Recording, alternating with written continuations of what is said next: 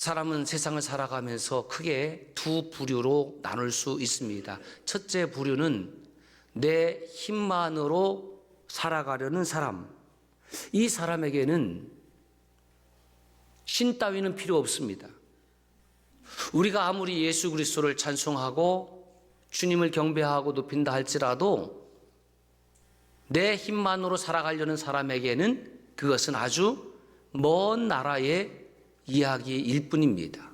나와 상관없는 이야기이죠. 신의 존재에 대해서 생각할 필요도 없고 그저 자신에게 주어진 힘과 능력과 권세와 돈의 힘으로 살아가면 그만입니다. 그래서 이런 분들은 우리와 같이 정기적으로 하나님을 예배하고 하나님의 뜻에 따라 살아가는 사람들을 탐탁지 않게 여기지요. 아, 저 사람은 의지가 나약한 사람이구나. 저 사람은 마음이 연약한 사람이구나. 그러니까 신을 찾지. 두 번째는 내 힘만으로 살 수 없는 사람이 있습니다. 조금 살다 보니, 조금 살아보니까 내 힘과 내 능력과 내 지식과 내 지혜와 나에게 주어진 재물로만 사는 것이 아니구나. 아, 내 힘으로만 다 되어지는 것이 아니구나. 하나님을 찾아야 되겠다. 하나님께서 나의 도움이 되셔야 되겠다라고 깨닫습니다. 그래서 하나님의 긍휼을 구하고 하나님의 인도를 구하고 하나님의 도우심을 간구합니다. 성경에 기록된 수없이 많은 믿음의 선조들이 바로 그런 사람들이었습니다. 믿음의 조상 아브라함을 시작해서 이삭, 야곱, 모세, 여호수아, 다윗, 이사야, 예레미야, 스가랴, 하박국, 수없이 많은 믿음의 사람들. 신약으로 넘어오면 요셉, 베드로, 마태, 도마, 바울, 요한, 디모데, 루디아, 수없이 많은 믿음의 사람들. 저와 여러분들이 하나님, 제 힘만으로는 살 수 없습니다. 하나님, 저를 긍휼히 여겨주십시오. 저를 인도하여 주세요. 저를 도와주세요. 그런 사람들이 오늘 예배하는 거지요.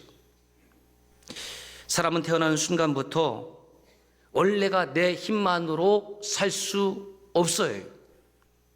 태어나는 순간부터 내 힘만으로 살 수 있었던 분은 아무도 이 자리에 없습니다. 가정이 있고 사회가 있습니다. 그래서 흔히 사회적 존재다. 누가 사람이. 마태복음 18장 20절에 주님께서 뭐라고 말씀하셨냐면 두세 사람이 내 이름으로 모인 곳에 나도 그들 중에 있다 그랬습니다. For where two or three, 두세 사람. 개인이 구원받고 믿음의 길을 걸어갈 수 있도록 하나님께서 믿음의 친구들을 붙여주셨다라는 겁니다. 어린아이들에게 많이 들려주는 다니엘 이야기는 그가 어떻게 불 속에서 어떻게 사자굴 해서 살아났을까요? 하나냐, 미사엘, 아사랴라는 믿음의 친구들이 있었다라는 겁니다. 내가 혼자 잘나서 목회 일을 하고 장로의 일을 하고 권사의 일을 하고 집사의 일을 하는 것이 절대로 아니라는 겁니다. 믿음의 동역자들이 내 옆에 있었기 때문에 우리는 믿음의 길을 함께 걸어가는 겁니다. 생각해 보세요. 내 힘만으로 살 수 있는 사람이 행복한 사람인가? 아니면 내 힘만으로 살 수 없는 사람이 행복한 사람인가? 저는 내 힘만으로 살 수 없는 사람이 행복한 사람이라고 믿습니다. 왜? 내 힘만으로 살 수 없어야지 하나님을 찾기 때문에. 내 힘만으로 사는 사람은 그렇게 먹고 그렇게 입고 그렇게 즐기고 그렇게 죽습니다. 그래서 그것으로 끝나면 다가 아니라 사람이 한 번 죽는 것은 정한 것이요 그 후에는 하나님의 심판이 있는데 그렇게 먹고 그렇게 살고 그렇게 쓰고 그렇게 즐기다가 죽으면 그 다음에는 하나님의 심판이 기다리고 있습니다. 오늘 말씀은 지난주에 이은 말씀으로 이 기적의 사건은 복음서의 7대, 7대 기적 중에서 6번째 기적입니다. 그래서 마태, 마가, 누가 이 공관복음에 공통적으로 기록이 되어 있는데 이 맹인이 눈을 뜨는 과정이 신기하게도 가장 세밀하게 기록이 되어 있습니다. 이 말씀의 핵심은 뭐냐면 이 시각장애인, 맹인의 장애인이 문제가 아니다라는 것입니다. 그 사람을 향하여 주님은 내 죄도 아니고 내 부모의 죄 때문도 아니다. 여기서 끝나는 것이 아니라 너를 통해서 하나님이 하시고자 하는 그 일을 나타내기 위함이다 라고 말씀합니다. 여기서 끝나는 것이 아니라 주님은 그를 통하여 침을 뱉어 진흙을 이기고 그의 눈에 바르고 실로암에 가서 씻으라고 말씀하시고 그 말씀에 순종하였더니 그가 세상을 보게 되었습니다. 본 적이 없는 세상입니다. 볼 수 없었습니다. 그래서 주님께서 이 말씀을 하면서 정말 장애가 누구냐면 제자들의 영적 장애, 더 나아가서 예수를 둘러싼 이 바리새인들의 영적 장애를 통렬하게 책망하는 말씀이에요. 이 맹인이 치유받는 사건이 언제 일어났냐면 안식일에 일어났습니다. 여러분, 안식일은 어떤 날입니까? 안식일은 하나님 더 사랑하는 날입니다. 하나님을 사랑하는 날이, 안식일만 사랑하는 날이 아니라 모든 날에 하나님을 사랑하지만 안식일은 하던 일을 멈추고 하나님을 경외하고 예배하고 제사 지내는 그런 날이 안식일입니다. 그런데 바리새인들은 그 안식일을 무엇을 해야 하는 날이 아니라 무엇을 하지 말아야 하는 날로 거꾸로 바꾸어 버렸어요. 그래서 요한복음 5장 2절에서 18절까지 보면 38년 된 지체장애인이 베데스다 연못에서 물이 동하기를 기다리는 장면이 나옵니다. 그때 주님께서 내 자리를 들고 일어나 걸어가라. 주님 말씀하심으로 고쳐주셨습니다. 그렇게 지체장애인이 38년 동안 걷지 못했던 지체장애인이 그 자리를 들고 일어나는 광경을 보았다고 하면 박수를 치면서 만세 할렐루야 하는 것이 정상 아닙니까? 아니, 형식적으로라도 그렇게 해야 되는 것 아닙니까? 그런데 바리새인들은 기뻐하지 않았습니다. 그리고 안식일에 고쳤다고, 안식일에 치유했다고 힐난했습니다. 마태복음 12장에 보면 안식일에 제자들이 밀밭을 가다가 배가 고프니까 본능적으로 밀을 좀 몇 개 따서 손으로 비벼서 먹었습니다. 그 모습을 바리새인들이 보면서 이거 안식일에 하지 못할 일을 했네 라고 또 시비를 걸어요. 회당에 들어갔더니 손 마른 환자가 있습니다. 그 사람도 주님이 고쳐주셨거든요. 그랬더니 안식일에 이렇게 손 마른 사람을 고치는 것이 옳으냐라고 또 따집니다. 그때 주님은 양 한 마리가 구덩이에 빠졌으면 끌어내지 않겠느냐라고 질문하시지요. 네가 소중히 여기는 재산 그 양 한 마리가 구덩이에 빠졌으면 너는 끌어내지 않겠느냐, 구원하지 않겠느냐. 사람이 이 양보다 얼마나 귀하냐. 주님은 안식일의 주인이요 안식일의 구원자이심을 말씀하고 있는 겁니다. 뭐 이 정도 되면 아이고 얼굴이 뜨거워라, 내가 잘못 생각했네, 내 관점이 틀렸구나, 회개해야 되는데 바리새인들의 특징이 뭐냐면 회개가 없는 거예요.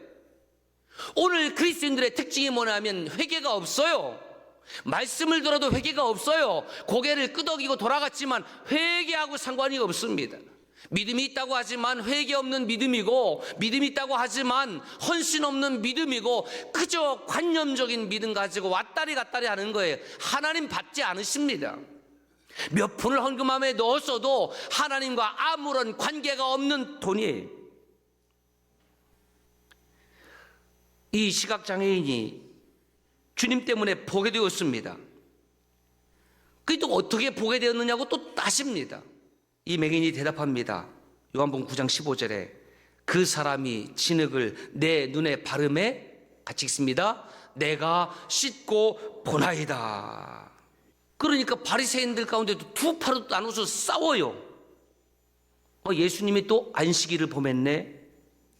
안식일을 범했으니까 이 사람은 하나님께로 온 자가 아니야. 이 사람은 하나님과 상관없는 사람이야.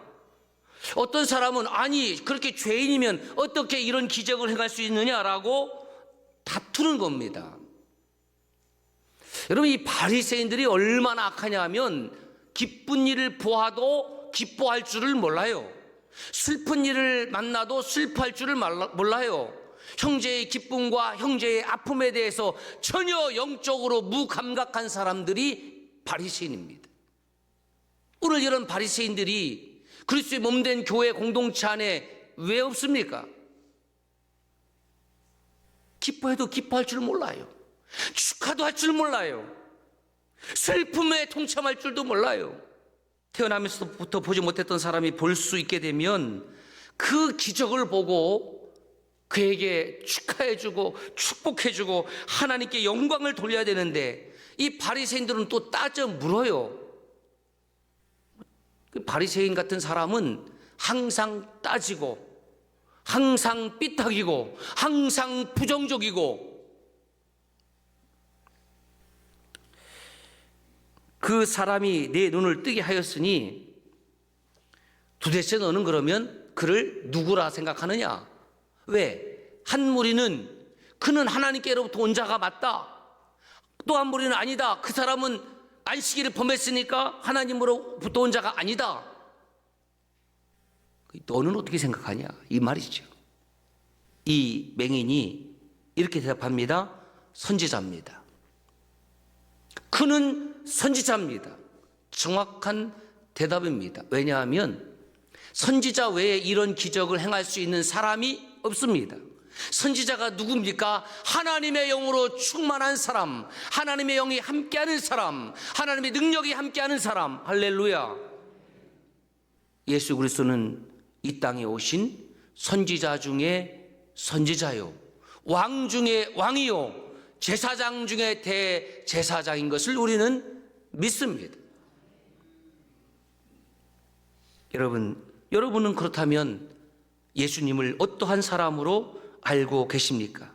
주님이 제자들에게 묻습니다. 너희는 나를 누구라 하느냐?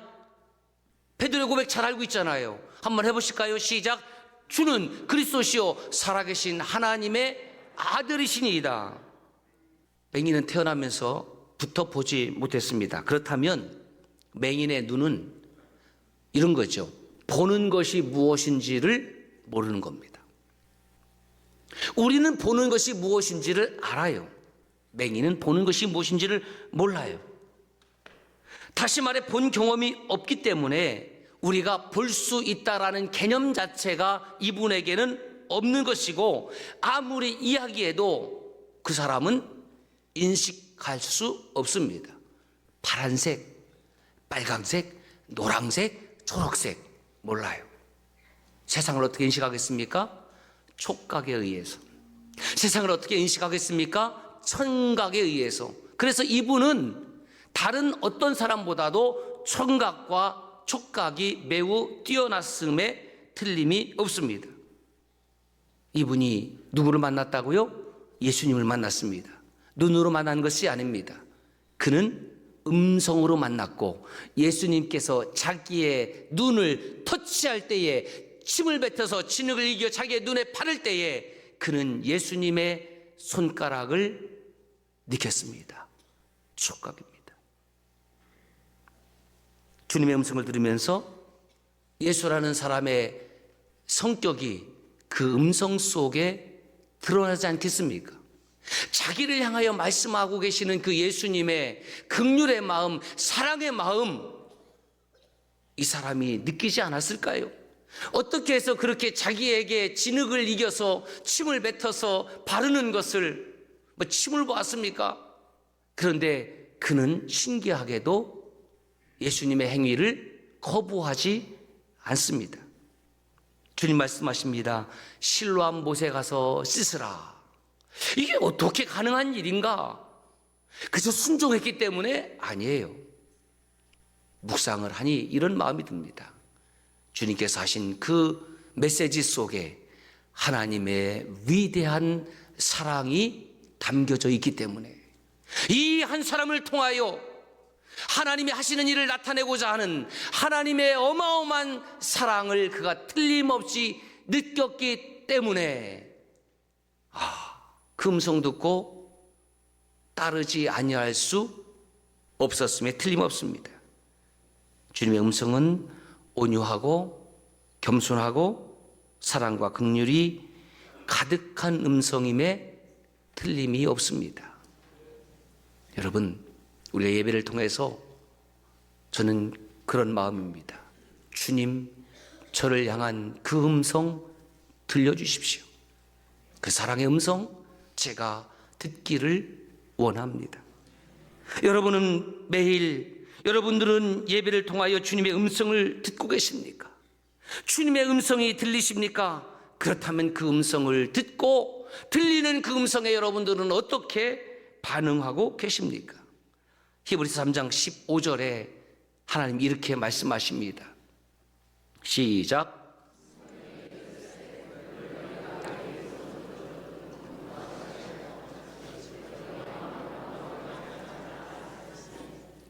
여러 단어 중에서 주목해야 될 단어가 하든입니다. 하든. 굳다, 딱딱해지다. 하나님의 말씀이 들려지는데 여러분, 하나님의 말씀이 들려지면 그 딱딱했던 마음도 부드러워지고 온유해져야 되는데 하나님의 말씀이 들려지면 들려질수록 더 딱딱해지는 사람이 있다 없다 있습니다. 그 사람이 어떤 사람입니까? 말씀을 듣지만 순종하지 않는 사람입니다. 하나님 음성 듣기를 싫어하니까. 세상의 모든 소리에 대해서는 그렇게 귀를 쫑긋하고 일주일 내내 보고 듣지만 그 잠시 시간을 통해서 하나님 음성 듣기를 싫어하고 들려줘도 순종하기를 거부합니다. 그것이 하들입니다. 완악입니다. 그렇게 완악하게 살면 어떻게 되느냐? 시편 95편 11절에 이렇게 하나님 말씀하십니다. 시작. 그러므로 내가 노하여 맹세하기를 그들은 내 안식에 들어오지 못하리라 하였도다. 여러분, 하나님의 말씀을 듣지 아니하고 들려도 순종하지 아니하면 하나님의 나라, 하나님의 안식에 들어갈 수 있는 사람은 아무도 없습니다. 여러분의 삶 가운데, 신앙 가운데에 순종이라는 단어를 삭제해버렸다고 하면 그것은 이미 지옥의 문이 여러분들을 기다리고 있음을 알아야 됩니다. 가장 미련하고 가장 불쌍한 교인이 누구인가? 하나님의 말씀을 들어도 듣지 못하는 사람, 하나님의 말씀이 들려줘도 순종하지 않는 사람이 가장 불쌍한 사람 아니겠습니까? 견자비전, 눈에 보이는 것이 전부가 아니다. 저는 이 맹인의 모습을 보면서 다시 한번 그 메시지가 떠올라왔어요. 바리새인들처럼 육신의 눈으로 보여지는 것이 전부가 아니라 여러분들의 눈으로 보이는 것이 전부가 아니고 주님의 손길을 느끼고 주님의 음성을 듣는 사람이 얼마나 행복한 사람인가. 그러므로 그리스도인은 눈에 보이는 대로 사는 사람이 아니라 내 귀에 들려지는 하나님의 말씀 따라 사는 사람입니다. 주님, 말씀해 주시면 제 생각과 다르더라도, 제 관점과 다르더라도 그렇지요, 주님의 생각이 옳지요, 주님의 관점이 맞지요, 제가 고치겠습니다, 들려주시는 대로 순종하겠습니다. 그런 여러분들 되시길 주의 이름으로 축원합니다. 매주일 그리고 새벽에 하나님의 말씀 따라 살자고 소리치는 사람이 목사입니다. 그런데 그 다음 사탄은 뒤에서 옆에서 뭐라고 속삭인지 아십니까? 아니야, 말씀 따라 살지 않아도 아무 문제가 없을걸? 그래? 야, 저 목사가 저렇게 소리 높여 외친다고 그래서 너 말씀 따라 살지 않아도 돼, 괜찮아, 말씀 따라 살지 않아도 아무 문제가 없어. 여러분 어떻게 생각하십니까? 여러분들이 말씀 따라 살지 않고 살아도 아무 문제가 없을까요? 저는 문제가 없을 수 있다고 생각합니다. 말씀 따라 살지 않아도 오히려 말씀 따라 사는 것보다 더 눈에 보이는 것이 풍성하게 주어질 수도 있습니다. 그런데 정말 심각한 것은 말씀 따라 살지 않아서 문제가 없는 삶이 정말 복된 삶이냐고 묻는 겁니다. 말씀을 듣지 않아도, 말씀을 읽지 않아도, 말씀에 순종하지 않아도, 예배당에 왔다가 그냥 가도 여러분 삶에 아무 문제가 없으니까 그것이 정말 문제가 없는 것으로 착각하고 계신 것 아닌가요?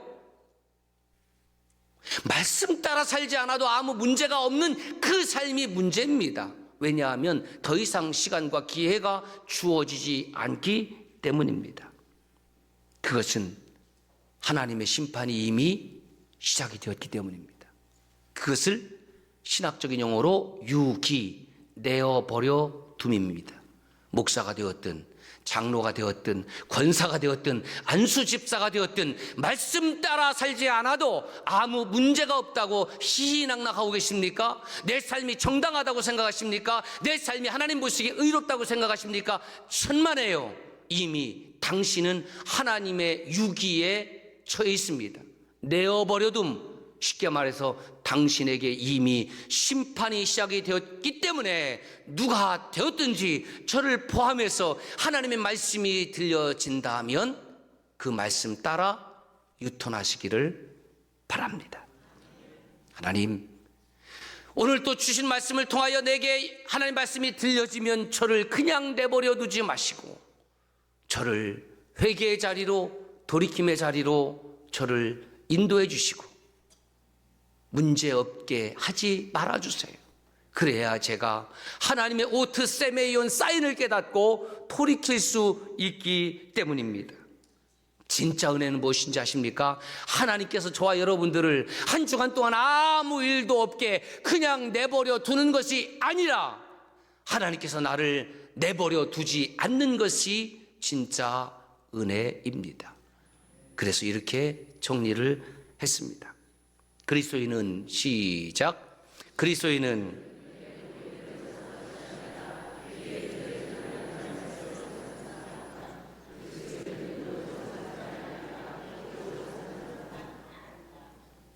사랑하는 여러분, 이 맹인은 주님의 말씀이 자신의 귀에 들렸을 때 주님의 음성을 들었고 주님의 손을 느꼈고 말씀 따라 어떻게 해서든지 가서 씻었더니 밝은 눈이 되었습니다.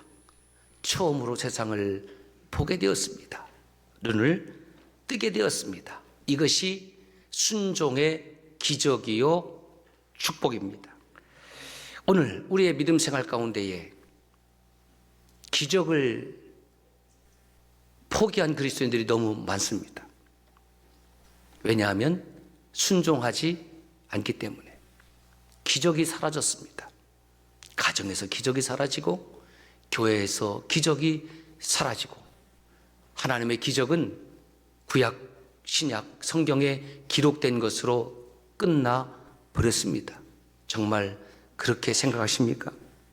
주님의 말씀을 수없이 듣지만 그 말씀을 흘려버리지 못하고 흘려버리고 순종함이 없기 때문에 저와 여러분의 삶 속에 하나님의 기적을 맛보지 못하는 것입니다.